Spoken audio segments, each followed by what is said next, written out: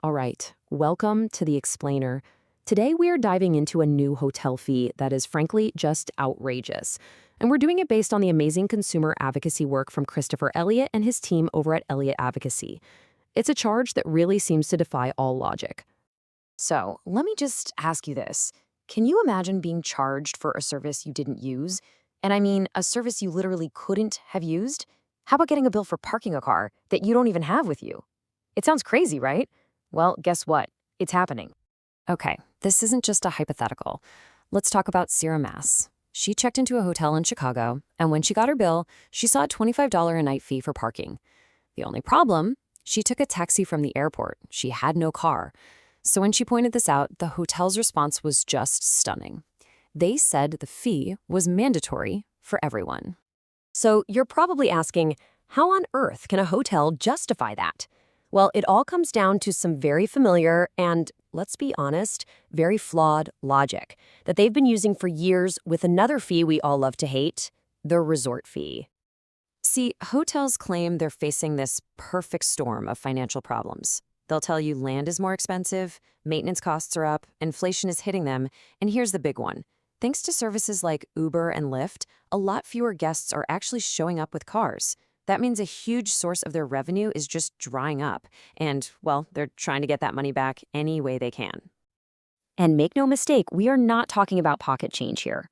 For some hotels, these parking fees can account for an unbelievable 20% of their total revenue. That's a fifth of all the money the hotel makes. When you see a number like that, you start to see why they're so motivated to collect this fee, no matter how little sense it makes to us. So here's the little bait and switch they're pulling. We all think we're paying for usage, right? If you use the parking spot, you pay. Simple. But the hotels, they've quietly changed the game to access. They argue that you're not paying for the spot itself. You're paying for the privilege, the option to park there, even if you never do.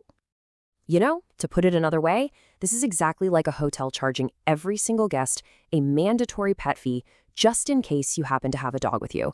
It is completely nonsensical. It's the exact same broken logic. Okay, so this isn't just some weird one-off thing at a few hotels. This is becoming a massive and really expensive problem for travelers all over. Let's look at the actual numbers.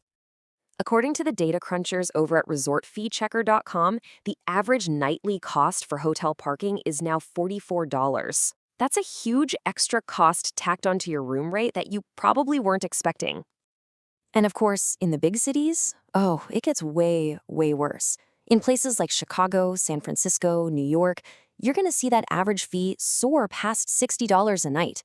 I mean, think about that. On a week-long trip, that's more than $400 just in parking fees. $105. That's not a typo.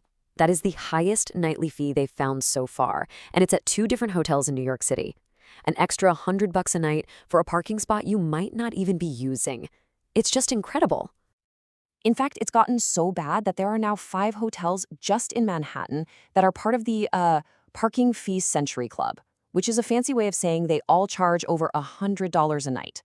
It's a trend that is just spiraling out of control. Okay, I know sharing all this is probably making you pretty angry, but listen up because this is the most important part of this whole explainer. You are not powerless here. You do not have to just take these ridiculous charges. So let's talk about how to actually fight back.